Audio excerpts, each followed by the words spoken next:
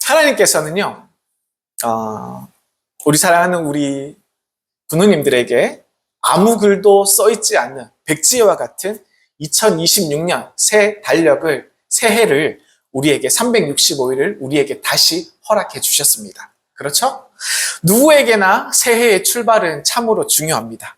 어디에서 시작하느냐, 어떤 마음으로 시작하느냐, 이런 것들이 그 한 해를 결정하기 때문입니다. 어릴 적 겨울밤에 제가 한번 생각해 보니까요, 연탄 타는 냄새가 제 마음속에 이렇게 기억이 납니다. 밖에는 살을 내는 듯한 너무너무 추운 그런 날씨였는데 방 안은요, 이상하리만큼 따뜻했습니다. 방 안에만 들어오면 너무너무 행복했고 따뜻했어요. 그 따뜻함 뒤에는 늘 이름 없이 섬겨주는 한 사람이 있었기 때문입니다. 아무도 보이지 않는 새벽에 가족들이 깨지 않게 살금살금 몰래 일어나서 조용히 나가서 차가운 연탄을 품에 안고 검댕 묻은 손으로 연탄을 이렇게 갈아주던 그런 한 사람. 그 한 사람이 있었기 때문에 우리 가족들을 따뜻하게 보낼 수가 있었죠. 그 사람은 아무 말도 하지 않았습니다. 춥다라는 말도 하지 않았고 힘들다는 말도 꺼내지 않았던 것 같아요. 그저 연탄 하나를 꺼내 들고 자신의 체온을 나누듯이 조용히 불 속에 이렇게 갈아 넣었을 뿐입니다. 연탄은요, 또 타면서 소리가 나지 않아요. 너무너무 조용합니다. 그리고 연탄은 특별히 또 빛나지도 않는 것 같아요. 그저 자신의 몸을 태워서 방 하나를, 그리고 가족의 추운 방을 끝까지 책임질 뿐이었습니다. 연탄이 다 타고 남으면 그냥 하얀 재만 남아요. 그죠? 그냥 버릴 수밖에 없는 그런 재만 남습니다. 아무도 기억해주지 않는 흔적. 그러나 그 재 위에서 아이들은 따뜻하게 자랄 수가 있었고 어른들은 다음날 살아낼 따뜻한 힘을 얻을 수가 있었습니다. 모두 다 이런 기억들이 있을 수 있습니다. 사랑하는 구누님들, 주님의 일도 어쩌면 이런 일과 너무 비슷하지 않을까요? 가장 낮은 자리에서, 가장 보이지 않는 곳에서 아무 말 없이 자신을 내어놓는 삶. 우리 예수 그리스도도, 우리 예수님도, 우리 예수 그리스도께서도 그러한 삶을 사셨지 않겠습니까? 화려한 왕자가 아니라 마구간에서 시작하셨고, 그리고 사람들의 환호가 아니라 십자가에서 모든 것을 다 태워내셨던 우리 주님이지 않습니까? 오늘 우리는 우리의 출발이 어디에 있습니까? 우리가 한번 생각해 보시길 원합니다. 빛나는 자리입니까? 아니면 우리 주님처럼 자신의 모든 것을 태웠던 바로 그 자리입니까? 사랑하는 구누님들, 예레미야 시대의 유다는요, 하나님을 떠난 사람들이 너무너무 많았던 시대였습니다. 하나님께서는 수없이 많은 말씀을 하셨어요. 그러나 사람들은 귀 기울여서 듣지 않았습니다. 성경은요, 이사야 43장 8절에 이렇게 이야기합니다. 눈이 있어도 보지 못하고 귀가 있어도 듣지 못하는 백성. 이러한 표현을 쓰면서 하나님의 아픈 마음을 드러내고 있습니다. 그때 하나님께서 어린 예레미야를 부르셨습니다. 하나님께서는 예레미야에게 이렇게 말씀하십니다. 내가 너를 모태에 짓기 전에 너를 알았고 내가 배에서 나오기 전에 너를 성별하였고 너를 여러 나라의 선지자로 세웠노라. 이렇게 말씀하셨습니다. 그러나 예레미야는 고개를 떨굽니다. 자신감이 없었어요. 뭐라 그러냐면요, 6절입니다. 내가 이르되 슬프도소이다 내 주 여호와여 보소서 나는 아이라 말할 줄을 알지 못하나이다. 이렇게 예레미야가 자신의 연약함과 두려움 앞에서 이렇게 고백할 수 없었습니다. 하나님의 부르심을 감당할 수 없었다고 이렇게 이야기하고 나왔던 것이죠. 그때 하나님께서는요, 책망하지 않으시고 다그치지도 않으시고 이렇게 부드럽게 말씀하셨습니다. 오늘 본문 예레미야 18장 2절에 보면 이렇게 얘기합니다. 너는 일어나 토기장이 집으로 내려가라. 내가 거기에서 내 말을 내게 들려주리라 하기로. 이렇게 말씀하십니다. 예레미야는요, 그 말씀에 이끌립니다. 그리고 그 말씀에 이끌려서 어디로 갔나요? 토기장이의 집으로 갔습니다. 그곳에서는요, 예레미야는 토기장이가 진흙을 만지고 누르고 그리고 깨진 부분은 다시 뭉치고 진흙을 다시 천천히 이렇게 도자기로 예쁜 그릇으로 빚어가는 그런 모습을 보게 되었습니다. 그 순간 예레미야는 깨달을 수 있었어요. 무엇을 깨달았느냐? 토기장이는 하나님이시고 그 손에 들린 진흙은 누구일까요? 네, 우리 자기 자신들, 우리를 이야기하는 것을 이 예레미야가 깨달았던 것입니다.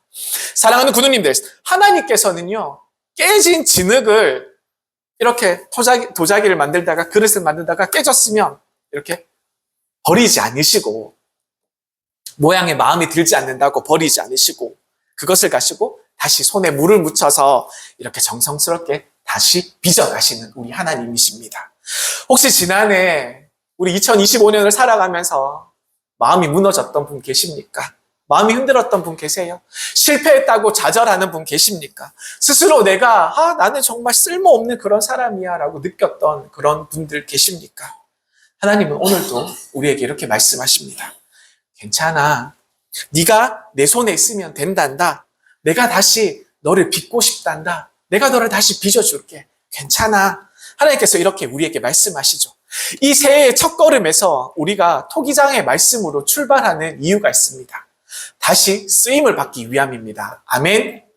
다시 사랑받고, 다시 회복되고, 다시 하나님 손에 들리기 위함이라는 것을 사랑하는 부모님들 기억하시기를 바랍니다. 예레미야가 토기장의 집으로 들어갔을 때 가장 먼저 본 장면은요, 아주 뜻밖의 모습이었습니다. 토기장이가 정성껏 만들던 토기를 갑자기 어떻게 했습니까? 망설임 없이 그 토기를 깨트리는 모습을 예레미야가 볼 수 있었습니다. 성경은요, 오늘 보면 3절 4절에 이렇게 얘기합니다. 내가 토기장이의 집으로 내려가서 본즉 그가 농로로 일을 하는데, 농로는 이렇게 토기장이가 이렇게 굴리면서 일하는 거 아시죠? 밑에 판 굴리면서 그걸 얘기하고요. 농로로 일하는데 진흙으로 만든 그릇이 토기장이의 손에서 터짐에, 깨어짐에 그가 그것으로 자기 의견이 좋은 대로 다른 그릇을 만들더라. 아멘. 예레미야는 깜짝 놀랐을 것입니다. 왜냐하면 정성스럽게 만들던 그릇이 이렇게 쉽게 깨어져 버렸기 때문입니다. 그리고 마음에 들지 않아서 깨트렸기 때문입니다. 조금만 손을 대면 고쳐서 쓸 수 있을 것 같은데, 그죠? 왜 그냥 버리는 것처럼 이렇게 보였을까요? 토기장이는 잘못 만들어진 토기를 붙잡고 애쓰지 않았습니다. 다시 어떻게 모양을 살려보려고 애쓰지 않았어요. 아낌없이, 그리고 미련 없이 깨뜨리고 다시 토기를 만들기 시작했던 것입니다. 예전에 우연히 인터넷에서 한 도자기 장인의 그릇 만드는 모습을 본 적이 있습니다. 그 현장을 본 적이 있어요. 그 장인은 수많은 시간을 들여서, 정성을 들여서 이렇게 도자기를 하나 만들었습니다. 하나하나 살펴서 이렇게 만들어 가더니 그것을 다 만들고 이렇게 살펴서 보던 가운데 우리가 볼 때는 너무너무 멀쩡한 그런 예쁜 도자기였는데 그것을 망설임 없이 망치로 하나씩 깨트리고 가는 모습들을 발견할 수 있었습니다. 그 중에는요, 한 점에 제가 봤을 때 그분이 굉장히 유명한 장인이라서 수백만 원에 호가하는 그런 도자기도 있는 것 같았습니다. 진행자가 이렇게 물어봤죠. 왜 이렇게 값비싸 보이는 이런 작품들을 이렇게 망설임 없이 깨뜨리십니까? 이렇게 물어봤을 때 그 장인은 이렇게 조용히 대답하였습니다. 첫 번째, 이 도자기는 제 마음에 들지 않습니다. 제 마음에 들지 않는 이 도자기가 세상에 돌아다니는 것이 저는 너무너무 싫습니다. 그래서 깨트립니다. 그리고 두 번째, 더 좋은 토기를 만들려면, 더 좋은 도자기를 만들려면 안 좋은 것들은 깨트려야 되는 것입니다. 이렇게 이야기를 하는 장면을 제가 기억이 납니다. 사랑하는 구누님들, 이 말씀이 우리의 가슴에, 우리의 마음에 혹시 와닿지는 않나요? 우리 하나님도 마찬가지라고 혹시 생각이 드시지 않나요? 하나님은 우리를 아무 생각 없이 깨뜨리시는 분이 아니잖아요. 그죠? 우리를 미워하셔서 우리의 삶을, 우리 스스로, 우리 자신을 깨뜨리시는 분이 절대 아니잖아요. 그죠? 하나님은 더 좋은 그릇을 빚으시기 위해서, 더 아름다운 도자기를 빚으시기 위해서 때로는 우리의 삶을 부수시기도 하신다는 것을 우리는 너무나도 잘 알고 있습니다. 우리가 보기에 토기장이의 깨트림은 실패처럼 보입니다. 너무너무 안 좋은 것처럼 보입니다. 관계가 깨어지고 계획이 무너지고 열심히 쌓아 올렸던 모든 것들이 한순간에 와르르르 무너질 때 우리는 하나님께 이렇게 이야기하십니까? 이렇게 이야기하지 않나요? 하나님 왜 이러세요? 도대체 또 왜 이러시는 겁니까? 또 이렇게 가슴 아프게 왜 그러시는 거예요? 그러나 이 토기장이 되신 우리 하나님께서는 우리에게 이렇게 말씀하십니다. 너를 포기하는 것이 아니란다. 너를 버리려는 것이 아니란다. 너를 다시 새롭게 하기 위한 것이란다. 이렇게 우리에게 말씀하시는 것이죠. 하나님은 하나님의 마음에 들지 않는 사람을 그대로 살아가는 것을 기뻐하지 않기 때문입니다. 왜냐하면 우리를 더욱더 아름답게, 더욱더 쓰임 있게, 더욱더 주님께서 원하시는 모습 그대로 우리 만드시고 빚으시기를 원하시기 때문입니다. 사랑하는 우리 군우님들, 혹시 우리의 삶이 지금 깨어진 것처럼 느껴지진 않습니까? 열심히 살아왔던 인생이, 내가 열심히 만들었던 인생이 어느 순간 산산이 부서져 내리는 그런 것들처럼 우리 마음에 느껴질 때는 없는지요? 그러나 기억하시기를 원합니다. 깨어졌다는 것은 끝이 난 게 아니에요. 하나님 손에 다시 시작되고 있다는 증거인 줄 믿으시길 바랍니다. 토기장이는요, 깨어진 진흙을, 깨트려진 그 진흙을 버리지 않았습니다. 그렇죠? 말씀에 분명히 나왔잖아요. 다시 물을 묻히고, 다시 손을 올리고, 더 좋은 그릇이 될 때까지 끝까지 빚어 나갔던 것을 우리는 기억하고 있습니다.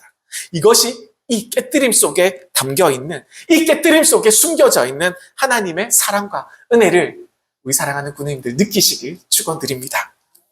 그런데요, 예레미야가 토기장이 집에서 본 장면은 더 놀라운 은혜가 숨어 있었습니다. 토기장이가요, 마음에 들지 않는 토기를 깨트렸잖아요. 그죠? 파상했다고 하는데, 깨트리고 나서 새로운 진흙을 추가해서, 새로운 진흙을 더 가지고 와서 새로운 토기를 만들지 않았다는 거예요. 성경을 어딜 봐도 새 진흙을 추가해서, 새로운 흙을 가져와서 그것을 추가해서 만들었다는 기록은 어디에도 없습니다. 토기장이는 깨뜨린 그 토기를 다시 뭉쳐서 그 진흙으로 새로운 그릇을 만들었던 것이죠. 예레미야 18장 4절은 또 이렇게 이야기합니다. 노란색 글씨 보십시오. 진흙으로 만든 그릇이 토기장이 손에서 터짐에 그가 그것으로 자기의 의견에 좋은 대로 다른 그릇을 만들더라. 아멘. 그죠? 토기장이는 깨트린 그 그릇을 다시 뭉쳐서 새로운 그릇을 만들었던 것입니다. 깨진 그릇이었지만, 깨어진 그런 토기의 모습이었지만, 그 진흙은 여전히 우리 하나님의 손에, 그 토기장의 손에 들려 있었던 것을 우리는 발견할 수가 있습니다. 토기장이는 그 진흙을 버리지 않았습니다. 다시 물을 묻혔고요. 다시 손으로 그것을 감쌌고요. 전보다 더 정성스럽게, 더 사랑스럽게, 더 최선을 다해서 새 그릇으로 빚어 나갔다는 것입니다. 사랑하는 군우님들, 이것이 바로 우리 하나님 아버지의 마음입니다. 제가 청년 때요, 우리 아버지가 섬기시는 교회 주방에 보면요, 한 주방 구석에 보면 매일 보는 이렇게 밥그릇 하나가, 제 기억에 이렇게 코랄 같은 그런 색깔로 된 밥그릇 하나가 놓여 있었습니다. 그냥 멀리서 보면, 겉으로 보면 분명히 멀쩡해 보이는데 한쪽에는 이렇게 금이 가 있었던 것을 분명히 볼 수 있었어요. 그래서 제가 어머니에게 이렇게 조용히 물어봤습니다. 조심스레 물어봤죠. 이 그릇은 금도 가고 안 좋아 보이는데 이제 이거 버리고 새 그릇으로 또 다른 거 하나 사시면 어떠겠어요? 이렇게 물어봤어요. 그때 저희 어머니가 그 그릇을 이렇게 가만히 만지면서 이렇게 이야기하셨습니다. 이 그릇은 우리 교회가 시작할 때 그때부터 쓰던 밥그릇이란다. 깨질까봐 더 조심스럽게 여기게 되고, 금이 갔지만 그래도 아직은 이 그릇을 쓸 수 있는 것 같아서 버리지 않고 사용하고 있는 거란다. 어머니가 그 말씀을 저한테 해주셨어요. 그 말을 듣는 순간 제 마음이 조금 먹먹해졌습니다. 왜냐하면 하나님의 마음이 느껴졌기 때문입니다. 하나님도 그렇습니다. 금이 갔다고, 상처가 있다고, 실수가 많다고 우리를 버리시지 않잖아요. 그죠? 오히려 상처가 있으면 우리 하나님 어떠십니까? 더 조심스럽게 우리를 안으시고, 우리가 깨져 있으면 어떻습니까? 우리 하나님께서 그것을 더 귀하게 가까이 우리 하나님 품어주시고, 우리를 흠이 있어도 우리 하나님은 그 인생에 그 은혜를 더욱더 크게 담아서 우리를 품어주시는 우리 하나님 아버지이시지 않습니까? 하나님은 완벽한 사람만 쓰는 게 아니에요. 눈물을 흘리는 사람, 그리고 깨어진 사람, 그리고 넘어졌다가 다시 일어날 수 있는 힘이 없는 사람, 그런 사람들도 하나님께서 귀하게 찾아가셔서 귀하게 감싸 안으시고 품으시고 더욱더 더 큰 은혜와 더 큰 사랑으로, 더 큰 은총으로 채워서 사용하시는 우리 하나님 아버지, 우리 하나님이시지 않습니까? 그죠? 우리가 예수님의 제자들을 한번 생각해 보기 원합니다. 3년 동안 주님과 동거동락하면서 열심히 주님과 함께 살아가면서 함께 다녔지만 십자가 앞에서 모두 도망가고 말았어요. 실패한 제자들이었습니다. 그러나 우리 주님, 우리 사랑의 주님 부활하신 후에 제자들을 찾아오셨습니다. 예수님께서는 도망간 제자들 다 버리시지 않았어요. 너 도망갔지? 내가 너를 버리고 다른 제자로 채우겠다. 이런 말씀하지 않으셨잖아요.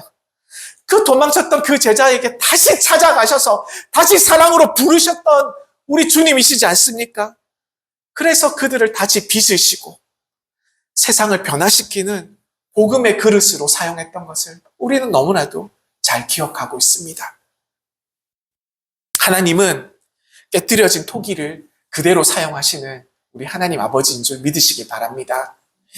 어느 영문 주일마다 성결의 예배를 마친 후에 전도하러 나가던 아버지가 있었습니다. 주일은 하나님의 날이었기 때문에 하나님의 일을 하겠다고 스스로 약속하고 다짐하고 이렇게 살았던 사람이었습니다. 그런데요, 어느 날 주일 비가 억수같이 쏟아지고 있는 날이었습니다. 그날은요, 그리고 마침 너무 피곤하기도 했어요. 그래서 성결의 예배가 마친 후에 집에 밖으로 나가지 않고 집에 가서 머물러 있었던 것입니다. 아들이 물었습니다. 아빠, 오늘은 왜 전도하러 나가시지 않으신 거예요? 이렇게 아들이 물었어요. 아버지가 말합니다.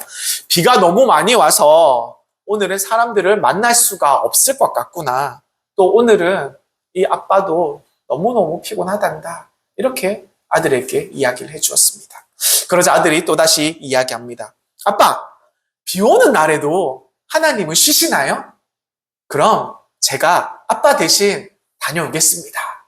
아들이 이렇게 얘기했던 거죠. 너무 기특한 아들이죠. 그죠? 그래서 이 아들이 전도지 한 묶음을 가지고 우산을 쓰고 밖으로 나가서 집집마다 돌아다니면서 이렇게 예수님 믿으세요 전도지를 건네면서 이렇게 복음을 전했습니다. 그리고 비를 맞으면서 열심히 전했죠. 마지막 전도지 한 장이 남았을 때 어느 집 문을 두드렸습니다. 그 집에는요, 어떤 중년의 여성이 계셨습니다. 중년의 여인이 문을 열고 이렇게 이 아이를 만났죠. 근데 그 여인의 얼굴에는 왠지 모르게 말할 수 없는 슬픔으로 이렇게 가득 차 있었던 것을 이 아이는 볼 수 있었습니다. 아이는 전도지를 건네며 예수님의 복음에 대한, 예수님의 생명에 대한 이야기를 전하고 집으로 돌아왔습니다. 그리고 몇 달 후에 그 영문의 간증 시간에 그 여성분이, 이 중년의 여성분이 앞으로 나와서 눈물로 이렇게 고백했다고 합니다. 나는 남편과 아들을 잃은 슬픔으로 더 이상 살아갈 힘이 없었습니다. 비가 억수같이 내리던 어느 주일날 저녁, 목을 메고 죽으려고 했던 그 순간 문 두드리는 소리가 나서 밖에 나가 보았습니다. 문을 열어보니 비를 맞고 다 젖어 있는 작은 아이가 손에 전도지 한 장을 들고 서 있었습니다. 그래서 그 전도지를 받았지요. 죽기 전에 한번 읽어보자라는 심정으로, 그 마음으로 전도지를 이렇게 자세히 읽어보게 되었습니다. 그런데 그 전도지에 어느 한 구석에 하나님이 나를 사랑하십니다라는 말이 적혀 있었습니다. 그 말이 제 가슴을 울렸습니다. 어떤 상황에서도 하나님께서는 저를 버리시지 않는다는 그 사실을 그날 그 전도지를 통해서 알게 되었던 것입니다. 그래서 저는 다시 살기로 작정하고 마음을 다시 굳게 먹었습니다. 이러한 간증을 이 교회에 나가서, 영문에 나가서 했던 거예요. 사랑하는 군우님들, 우리가 다시 기억하기를 원합니다. 하나님은 토기를 깨트리실 수는 있어도 그 토기에 깨트려진 그 진흙을 절대 버리시지 않는 분이시라는 것을 우리는 기억해야 할 것입니다. 하나님은 새 진흙을 찾으시는 분이 아니라 바로 깨어진 그 진흙을 사용하여서 그 진흙을 다시 들어서 다시 빚어 나가시는 토기장이 되시는 것입니다. 예레미야는 토기장이의 집에서 깨뜨리시는 하나님과 다시 빚으시는 하나님을 동시에 만나게 되었던 것입니다. 그렇습니다. 우리 하나님은 회복의 토기장이 하나님이 되시는 것을 우리는 믿어야 할 줄 믿습니다. 예레미야가 하나님의 말씀에 순종하여서 토기장이의 집으로 내려갔지요. 그곳에서는 단지 토기장이가 토기를 만드는 장면만 본 것이 아니라 모든 것을 다스리시는 주권의 하나님을 만나보게 된 것이었습니다. 예레미야는 토기장의 손길을 바라보고 있을 때 하나님의 말씀이 그의 마음에 분명하게 들려왔습니다. 본문 6절입니다. 여호와의 말씀이니라. 이스라엘 족속아, 이 토기장이와 하는 것 같이 내가 능히 너희에게 행하지 못하겠느냐? 이스라엘 족속아, 진흙이 토기장의 손에 있음 같이 너희가 내 손에 있느니라. 너희가 내 손에 있느니라. 너희가 내 손에 있느니라. 이 말씀의 핵심은 우리가 아직 여전히 하나님 손에 있다는 것입니다. 사랑하는 군우님들, 옛날에 엿장수를 한번 생각해 보시기 원합니다. 엿장수가 가위를 들고 이렇게 딱딱딱딱 소리를 내면서 이렇게 사람들을 모으잖아요. 그죠? 딱딱딱딱 소리를 내면서 이렇게 그곳에서 사람을 끌고 있는데 한번 생각해 보세요. 이 딱딱딱딱 소리를 엿장수가 몇 번 냅니까? 몇 번 내요? 딱딱딱딱. 아시는 분? 5번? 5번 아니고, 네. 엿장수 마음대로잖아요. 그죠? 엿장수 마음대로 내잖아요. 그죠? 마찬가지입니다. 마찬가지예요. 토기장이가 깨진 흙으로 어떤 그릇을 만들지, 그 그릇을 어떻게 사용할지, 어떠한 그릇으로 만들지는 전적으로 누구에게 달려 있습니까? 토기장에 달려 있습니다. 토기장이, 그죠? 하나님은 우리를 사랑하시되 동시에 절대적인 주권자라는 사실을 우리는 잊으시면 안 돼요. 우리는 기도해서 이 땅에 태어났습니까? 아니잖아요. 내가 내 인생의 주인이 되겠다고 이렇게 내 인생을 선택한 것 맞습니까? 아니잖아요. 살고 싶을 때만 살고 죽고 싶을 때만 죽을 수 있는 존재도 우리는 아닙니다. 우리의 시작과 끝은 온전히 우리 하나님 손에 달려있다는 것을 우리 사랑하는 군우님들 기억하시기를 바랍니다. 그래서 세상의 부와 지혜와 권세를 다 누려본 솔로몬 왕은 이렇게 고백합니다. 전도서 3장 13절의 말씀입니다. 사람마다 먹고 마시는 것과 수고함으로 낙을 누리는 그것이 하나님의 선물인 줄 또한 알았도다. 하나님의 선물은 무엇을 주어진지 우리가 알 수 없잖아요. 그죠? 그리고 또 시편 127편 1절은 또 이렇게 기록합니다. 여호와께서 집을 세우시지 아니하면 세우는 자의 수고가 헛되며 여호와께서 성을 지키지 아니하시면 파수꾼에 깨어있음이 헛되도다. 아멘. 모든 것이 하나님께 달려있다는 것입니다. 사랑하는 구두님들, 이 말씀은 우리를 작아지게 하려는 그런 말씀이 아니에요. 오히려 우리에게 있는 어깨에 무거운 짐이 있잖아요. 이런 짐들을 내려놓게 하시는 말씀인 줄 믿으시길 바랍니다. 모든 것을 내가 책임져야 한다는 부담, 실패하면 끝이라는 두려움, 내가 무너지면 모든 것이 무너지고 만다라는 이러한 생각들, 불안 속에서 오늘 하나님께서 우리에게 말씀하시는 것입니다. 너는 여전히 내 손 안에 있단다. 하나님은 우리가 보는 이 우주 만물을 다 창조하셨습니다. 그리고 그 모든 것을 지금도 붙드시고 다스리시는 우리 하나님 아버지십니다. 그분이 열면요, 닫을 자가 없습니다. 그분이 닫으면 열 자가 없습니다. 그분이 멈추라 하면 멈출 수밖에 없어요. 그분이 가라 하시면 그 길이 열리게 되는 것을 우리는 너무나도 잘 알고 있습니다. 온 세상이 하나님의 손 위에 있다는 사실을 우리가 다 알고 있지 않습니까? 이 사실을 예레미야에게 보여주기 위해서 하나님께서 이렇게 말씀하시는 것입니다. 예레미야 18장 6절에 진흙이 토기장의 손에 있음같이 너희가 내 손에 있느니라. 어느 목수가 있었습니다. 이 목수가 나무 하나를 고르기 위해서 산을 오르락 내리락 거리면서 오랫동안 살펴봤습니다. 그래서 하나를 찾았지요. 결이 곱고 그리고 단단하고 흠이 없어 보이는 나무 하나를 발견하게 되었습니다. 그리고 오랜 시간을 들여서 그 나무를 가지고 아름다운 가구로 만들기 위해서 정성껏 다듬고 이렇게 열심히 노력을 더해갔습니다. 이제 거의 완성이 되어서 사람들 앞에 내놓아도 될 만큼 참 보기 좋은, 참 아름다운 작품으로 느껴질 만큼 이렇게 다 완성되어 갔을 때였습니다. 그때 어느 날 목수의 아들이 작업장에 딱 들어와 보니까 어느 날 그 나무의 일부가 이렇게 딱 잘려져 나가 있었던 것입니다. 아들이 놀랐습니다. 그래서 아버지께 물어봤죠. 아버지, 왜 이렇게 좋은 나무를 이렇게 잘라내셨습니까? 이것을 이렇게 하면 손해이지 않습니까? 그때 목수가 조용히 이렇게 이야기했습니다. 이 나무는 집안에 둘 가구로 만들 그렇게 사용될 나무가 아니라 누군가의 삶을 떠받쳐줄 기둥이 되어야 할 튼튼한 나무란다. 이렇게 얘기했습니다. 이 이야기를 듣고 아들은 더 이상 물을 수가 없었습니다. 더 이상 다른 이야기를 할 수가 없었어요. 왜냐하면 만드신 분이 그 이유를, 그 사용의 목적에 대한 그 이유를 분명하게 자세히 잘 알고 있었기 때문입니다. 사랑하는 구누님들, 그렇습니다. 하나님이 하시겠다는데 누가 무엇라고 말할 수가 있나요?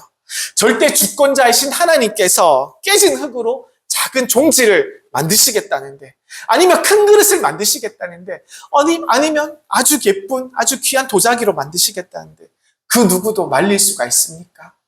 말릴 수가 없잖아요. 그러나 한 가지 분명한 것은 이것입니다. 하나님께서는 언제나 가장 선한 뜻으로 가장 아름다운 그릇을 만들어 가시는 분이시라는 것입니다. 예레미야는 토기장의 집에서 깨뜨리시는 하나님, 그리고 다시 빚으시는 하나님, 그리고 모든 것을 다 주관하시는 하나님을 보았다는 것입니다. 사랑하는 구두님들, 이 절대 주권의 우리 하나님 아버지를 믿으시길 바랍니다. 우리 하나님 아버지를 믿으시며 새해에 이렇게 기도하며 시작하기를 간절히 소망드립니다. 우리 이렇게 기도하기를 원합니다. 첫 번째로, 하나님 나를 좋은 토기로 만들어 주옵소서. 이 말씀을 묵상하면서 처음에 이렇게 느꼈습니다. 저는 이렇게 생각했어요. 깨진 토기는 분명히 제가 생각하는 저 나쁜 사람일 거야. 도무지 생각해도 이해가 되지 않는 사람, 그리고 생각만 해도 마음을 불편하게 만드는 그 사람일 거야. 저 나쁜 사람일 거야. 이렇게 생각을 했습니다. 그런데 성령님께서 제 마음을 조용히 비추시면서 제 마음에 말씀해 주셨습니다. 아니다. 깨진 토기는 바로 너를 이야기하는 거란다. 제 자신을 이야기하는 거였죠. 그 순간 저는 제 자신을 들여다볼 수 있었습니다. 제 자신 안에 교만, 그리고 고집, 그리고 상처, 그리고 말실수, 그리고 회개하지 않는 습관들, 하나님 앞에서 깨져야 할 것들이 얼마나 많은지, 제 안에 얼마나 나쁜 것들이 많은지 제가 보게 되었습니다. 그리고 그 자리에서 저는 엎드릴 수밖에 없었습니다. 하나님, 제가 바로 깨어져야 할 그 토기입니다. 저를 깨트려 주시옵소서. 그리고 다시 저를 빚어 주옵소서.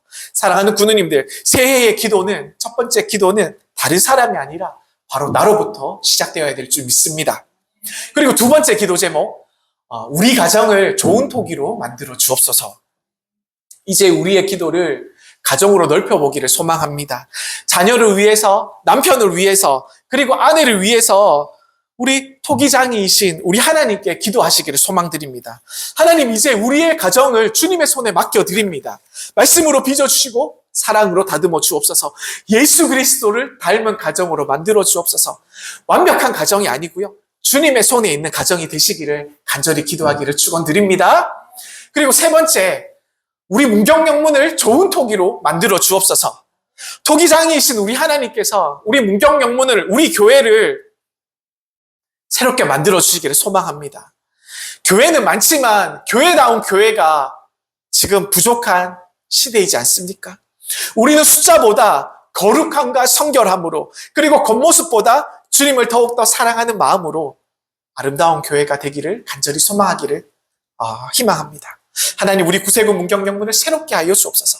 더욱더 성결하게 하시고, 더욱더 거룩하게 하시고, 더욱더 겸손하게 하시며 주님이 사용하시기에 깨끗한 그릇으로 만들어 주옵소서. 우리 이렇게 기도하기를 원합니다. 그리고 네 번째는요, 우리나라를 좋은 토기로 만들어 주시옵소서. 우리 나라를 위해서 기도를 올려드리기 원합니다. 하나님, 이 나라를 주님의 손에 올려드리기를 원합니다. 주님께 쓰임받는 거룩한 제사장 나라가 되게 하여 주옵소서. 세상에는 빛과 소금, 그리고 모든 민족에게 복음을 전하는 나라, 하나님 뜻 앞에 겸손히 서는 나라, 이런 나라를 우리 하나님께서 찾고 계시지 않겠습니까? 눈물을 흘리며 아파하는 사람들에게 다가가서 함께 울 줄 아는 이웃이 되는 우리 하나님 나라가, 우리 대한민국, 이 좋은 나라가 되기를 우리가 함께 기도하기를 소망합니다.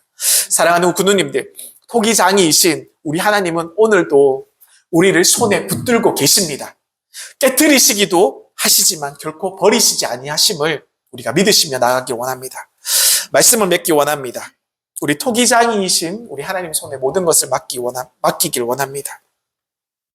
어느 날 한 청년이 감나무 아래에서 누워서 쉬고 있었습니다. 마침 나무에서 감 하나가 떨어졌어요. 그래서 감 하나를 주워 먹으면서 이렇게 중얼거렸습니다. 하나님, 왜 이렇게 맛있는 감을 수박만하게 만들지 않고 딱 이렇게 감만하게 만들어서 이렇게 조그만하게 해서 주셨나요? 이게 수박만하게 만들어 주셨으면 하나만 먹어도 배가 금세 부를 텐데 이렇게 투덜투덜 거리면서 중얼거리면서 쉬고 있다가 그만 잠이 들고 말았습니다. 잠시 후에 감 하나가 이 청년의 얼굴 위로 떨어졌습니다. 놀라서 깨워보니까 코에서 피가 흐르고 있었던 거예요. 아팠겠죠. 그때 그 청년이 이렇게 얘기했습니다. 하나님, 감을 간만하게 만들어주셔서 감사합니다. 만약에 수박만 했으면 제 머리는 깨졌을 것입니다. 그죠? 사랑하는 군우님들, 하나님은 우리가 다 이해하지 못해도 우리의 인생을 가장 정확하게 이해하시고 잘 아시는 토기장이이십니다. 어느 악기장 한쪽에 오래되어서 낡고 금이 간 바이올린이 하나가 있었습니다. 겉보기엔 낡고 여기저기 상처가 많아서 누구도 손을 대지 않는 그런 바이올린이었습니다. 사람들은 지나가면서 생각했죠. 저 바이올린은 너무 낡아서 너무 오래되어서 이제 소리도 안 날 것 같아. 전시용으로도 이제 못 쓰겠네. 이제 버려야 되지 않겠어? 이렇게 생각했던 바이올린이었습니다. 그런데 그 악기점을 방문했던 한 노인이 그 바이올린을 조심스럽게 들어 올리고 그리고 먼지를 털고 줄을 다시 감으면서 조율을 하였습니다. 그리고 조용히 이렇게 바이올린 활을 대었죠. 순간 가게 안이 멈춘 듯이 조용해졌습니다. 왜냐하면 낡고 금이 간 그 바이올린에서 사람들의 가슴을 따뜻하게 울리는 깊고 아름다운 음악 소리가 그 바이올린에서 흘러나왔기 때문입니다. 사람들은 감탄했어요. 어떻게 이렇게 아름다운 소리가 이렇게 낡은 바이올린에서 낡은 소리가 날 수 있습니까? 그 노인은 이렇게 말했습니다. 이 악기의 가치는 겉모습이 아니라 누구의 손에 들려 있는가, 어떠한 사람의 손에 들려 있는가에 따라서 달라지게 되는 것입니다. 사랑하는 군우님들, 그렇다면 우리도 한번 생각해 보기 원합니다. 우리의 본질은 무엇입니까? 성경은 우리에게 분명히 말씀하고 있죠. 우리는 흙입니다. 태어날 때도 우리는 흙에서 왔고 이 땅을 살면서 마지막 순간에는 결국에는 우리는 흙으로 돌아갈 수밖에 없습니다. 우리는 진흙이시고 우리 하나님 아버지는 토기장이 되십니다. 그러나 우리는 그냥 평범한 흙이 아니에요. 우리는 평범한 진흙이 아니에요. 우리는 하나님 손 안에 있는, 우리는 하나님의 손 안에 들려있는 진흙이라는 사실입니다. 금이 가고 상처가 갈 수 있습니다. 세상에는 쓸모가 없다고 말할 수도 있습니다. 그러나 우리의 인생이 토기장의 손에 들려지는 순간 우리는 다시 쓰임받는 존재가 된다는 사실입니다. 이 시간 우리가 마음으로 함께 고백하기를 원합니다. 나는 하나님의 손 안에 있는 진흙입니다. 나는 하나님의 마음대로, 하나님의 뜻대로 빚어져 갈 수가 있습니다. 이 고백이 우리의 눈물을 바꾸고 우리의 인생을 다시 빚어가게 할 것입니다. 사랑하는 문경영문의 우리 군우님들, 예레미야는 토기장의 집으로 찾아가면서 자기의 사명을 시작하였습니다. 우리도 이 2026년 이 새해를 토기장이와 함께 우리 하나님과 함께 출발하기를 간절히 소망드립니다. 오늘 우리는 토기장의 집에서 우리 하나님 아버지를 만났습니다. 깨뜨리시되 버리시지 않는 하나님, 다시 빚어 모든 것을 새롭게 하시는 우리 하나님, 모든 것을 다스리시는 주권의 우리 하나님 아버지, 이 우리 하나님 아버지와 함께라면 우리는 2026년이 절대 두렵지가 않습니다. 깨짐이 있어도 은혜가 있을 것입니다. 눈물이 있어도 회복이 있을 것입니다. 순종 끝에는 하나님의 영광이 반드시 우리를 기다리고 있기 때문입니다. 사랑하는 군우님들, 토기장이신 우리 하나님께 우리의 모든 것을 우리 하나님의 손에 맡기고 우리 아버지의 손을 굳게 붙잡고 씩씩하고 담대하게 우리 하나님 아버지와 함께 이 2026년 새해를 출발하시기를 주님의 이름으로 축원드립니다. 우리 함께 기도하시겠습니다. 사랑과 은혜가 풍성하신 하나님 아버지, 오늘 우리를 토기장의 집으로 부르시고 말씀으로 우리의 인생을 다시 바라보게 하심을 감사드립니다. 주님, 우리는 스스로 단단하다고 여기며 살아왔지만 말씀 앞에 서보니 연약한 진흙과 같은 존재였음을 고백드립니다. 금이 가 있고 깨진 자리도 많고 때로는 모양이 마음에 들지 않아 스스로 정죄했던 우리들입니다. 그러나 하나님, 우리를 버리시지 않으시고 다시 빚으시는 우리 토기장이심을 믿게 하시니 감사를 드립니다. 깨뜨림 속에서도 포기하지 않게 하시고 눈물의 자리에서도 손을 떼지 않는 하나님 아버지의 사랑을 오늘 다시 붙들게 하여 주옵소서. 주님, 2026년의 첫걸음을 우리의 뜻이 아니라 주님의 손에 맡기게 하여 주옵소서. 잘되게 해달라는 기도보다 주님의 뜻대로 빚어달라는 기도를 하게 하시고 편한 길보다 주님이 사용하시는 길을 선택하게 하여 주옵소서. 혹시 지금 마음이 무너진 우리 군우님들 계십니까? 있다면 실패와 상처 때문에 주저앉은 이들에게 다시 빚어지는 하나님의 손길을 경험하게 하여 주옵소서. 주님, 우리의 가정을 주님의 손에 올려드립니다. 우리의 문경영문을 주님의 손에 올려드립니다. 이 나라와 이 민족을 주님의 손에 올려드립니다. 주님 마음에 합한 그릇으로 빚어주시고 주님 쓰시기에 합당한 삶과 공동체가 되게 하여 주옵소서. 깨뜨리시되 절대 버리시지 않는 우리 하나님 아버지, 다시 빚어 새롭게 하시는 우리 하나님 아버지, 모든 것을 다스리시는 주권의 하나님을 신뢰하며 이 2026년 새해를 담대히 출발합니다. 이 모든 말씀을 우리를 위해 자기 몸을 깨뜨리신 예수 그리스도의 이름으로 감사드리며 기도드립니다. 아멘. 감사합니다. 우리 함께 일어나셔서 우리 함께 찬양하기 원합니다.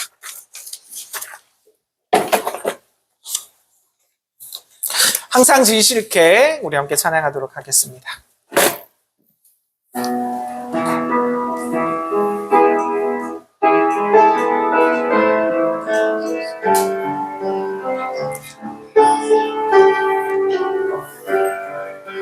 항상 지실케 항상 지실케 내 맘 바꾸사 하나님과 함께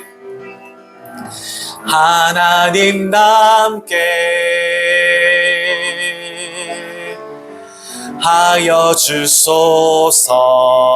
주는 토기장이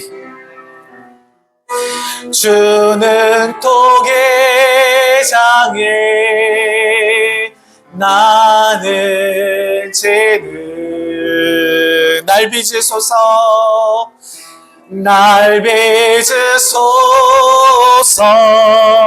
기도하오니 항상 지실게 내 맘 바꾸사 하나님과 함께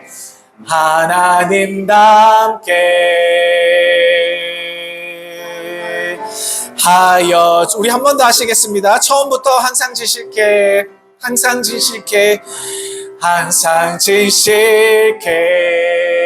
내 맘 바꾸사 하나님과 함께 하여 주소서. 하나님과 함께 하여 주소서. 주는 토기장이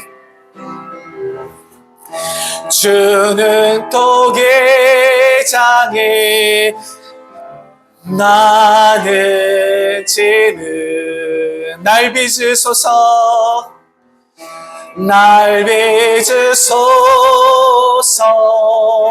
기도하오니 항상 지실게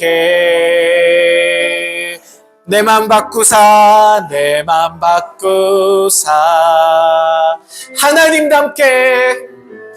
하나님과 함께 하여 주소서.